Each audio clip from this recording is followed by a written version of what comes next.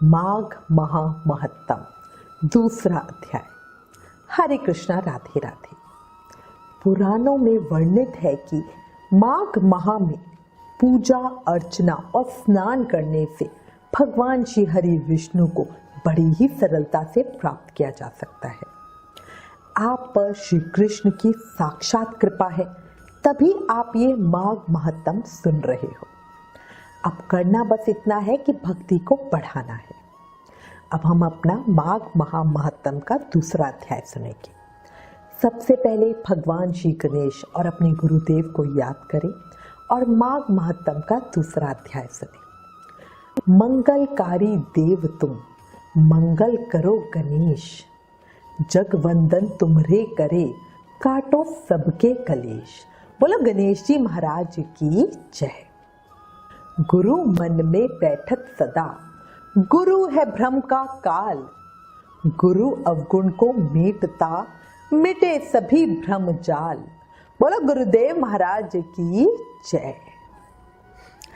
माघ महा महत्तम के प्रथम अध्याय में हमने सुना कि सभी ऋषि सूत जी महाराज से माघ महत्तम सुनाने की प्रार्थना कर रहे हैं और सूत जी महाराज ने माघ महत्तम सुनाते हुए अपने गुरु व्यास देव जी द्वारा सुनाया हुआ राजा दिलीप का एक प्रसंग सुनाया, जिसमें राजा दिलीप शिकार ढूंढते हुए वन में एक तपस्वी से मिले और उनसे माघ स्नान का महत्व बताने की प्रार्थना की।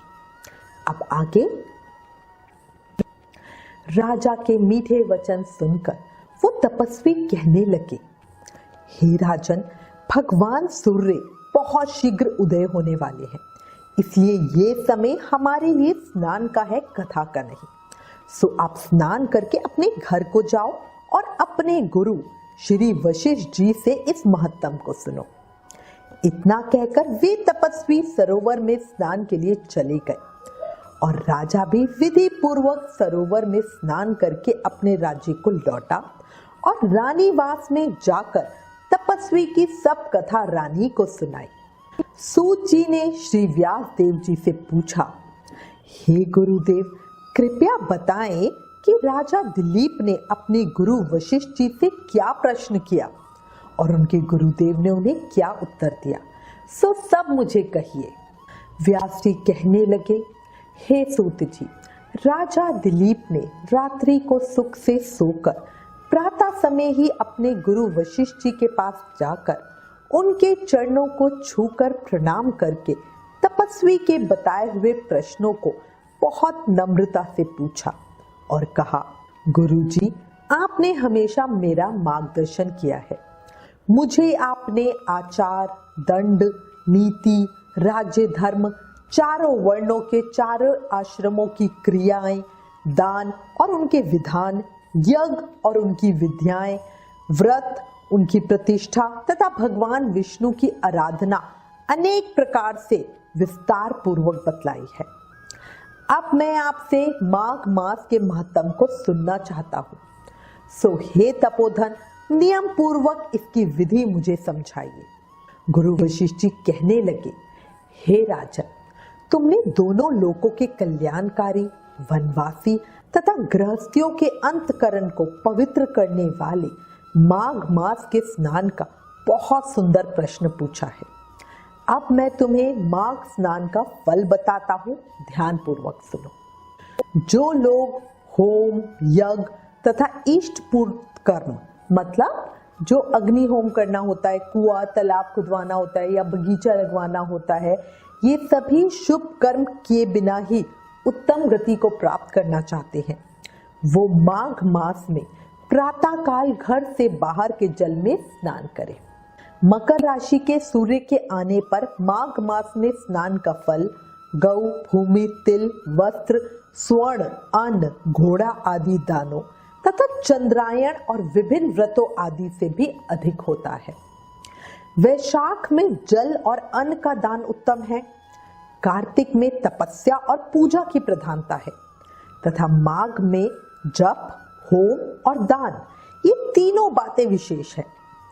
जिन लोगों ने माघ में प्रातः स्नान, नाना प्रकार का दान और भगवान विष्णु के स्तोत्र का पाठ किया है, वे दिव्य धाम में आनंद पूर्वक निवास करते हैं। अपनी किसी प्रिय वस्तु के त्याग और माघ नियमों के पालन से साधक अपने पूर्व जन्म के पापों का अंत करके अधर्म की जड़ को काट देता है। माघ में स्नान करने वाला पुरुष राजा और मुक्ति के मार्ग को जानने वाला होता है। दिव्य दृष्टि वाले महात्माओं ने कहा है कि जो मनुष्य माघ मास में सकाम या भगवान के निमित्त नियम पूर्वक माघ मास में स्नान करता है, वो अनंत फल वाला होता है। उसको शरीर की शुद्धि, प्रीति, ऐश्वर्य तथा चारों प्रकार के फलों की प्राप्ति होती है।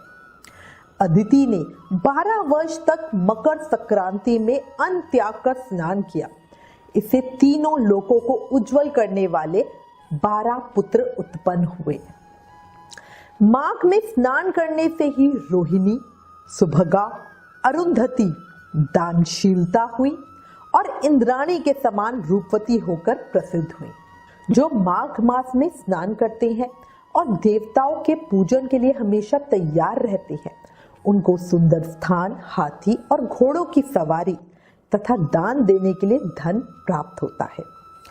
अतिथियों से उनका घर भरा रहता है और उनके घर में सदा वेद ध्वनि होती रहती है। वो मनुष्य धन्य है जो माघ मास में स्नान करते हैं, दान देते हैं तथा व्रत और नियमों का पालन करते हैं। अन्य शुभ कर्मों के पुण्य से स्वर्ग में गए हुए मनुष्य अपने पुण्य समाप्त होने पर वहां से लौट आते हैं, पर जो मनुष्य माघ मास में स्नान करता है वो कभी स्वर्ग से वापस नहीं आता। इससे बढ़कर कोई नियम, तप, दान पवित्र और पापनाशक नहीं है। इससे बढ़कर कोई तप और इससे बढ़कर कोई महत्वपूर्ण साधना भी नहीं है। ये परम हितकारी और जल्दी ही पापों का नाश करने वाला है। एक समय महर्षि भृगु ने मणि पर्वत पर विद्याधर से कहा था, जो मनुष्य माघ के महीने में जब उषा काल की लालिमा बहुत अधिक हो, गांव से बाहर नदी या पोखर में रोज स्नान करता है, वो पिता और माता के कुल की 7 पीढ़ियों का उद्धार करके स्वयं देवताओं के समान शरीर धारण कर स्वर्गलोक में चला जाता है। ये सब सुनकर राजा दिलीप ने अपने गुरु श्री वशिष्ठ जी से पूछा, हे गुरु जी, कृपया ये बताएं कि ब्रह्म ऋषि भृगु जी ने किस समय मणि पर्वत पर विद्याधर को धर्मोपदेश किया था। ये सब सुनने की मेरी बड़ी इच्छा है। इस पर श्री वशिष्ठ जी बोले, हे राजन, प्राचीन काल में एक समय 12 वर्षों तक वर्षा नहीं हुई। इससे प्रजा त्राही त्राही करती हुई 10 दिशाओं में चली गई। उस समय हिमालय और विंध्या पर्वत के बीच का प्रदेश खाली हो गया। यज्ञ, हवन, जप और वेदाध्ययन आदि सब बंद हो गए। समस्त लोकों में उपद्रव होने लगा। धर्म का तो लोप सा ही हो गया। भूमंडल पर फल, मूल, अन्न और पानी की बहुत कमी हो गई।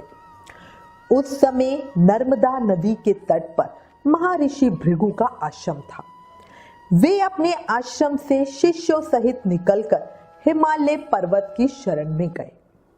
वहां कैलाश गिरी पर्वत के पश्चिम में मणिकूट नाम का एक पर्वत था, जो सोने और रत्नों का बना हुआ है। उस परम रमणीय पर्वत को देखकर अकाल पीड़ित महर्षि भृगु का मन बहुत प्रसन्न हुआ और उन्होंने वहीं अपना आश्रम बना लिया। इस पर्वत की चोटी नीली और नीचे का हिस्सा सुनहरी होने से सारा पर्वत पीतांबरधारी श्री भगवान के समान लगता था।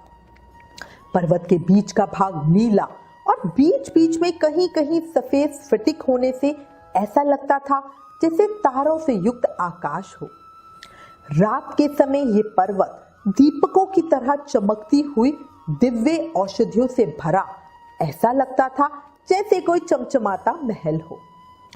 वो पर्वत नीलम, पन्ना, पुखराज तथा इसकी चोटी से निकली हुई रंग बिरंगी किरणों से इंद्रधनुष के समान लगता था। स्वर्ण आदि सब धातुओं से तथा चमकते हुए रत्नों से चारों ओर फैली हुई अग्नि ज्वाला के समान शोभायमान होती थी। माघ मास महत्तम अध्याय द्वितीय समाप्तम। कल माघ महामहत्तम के अध्याय 3 में आगे की कथा सुनेंगे।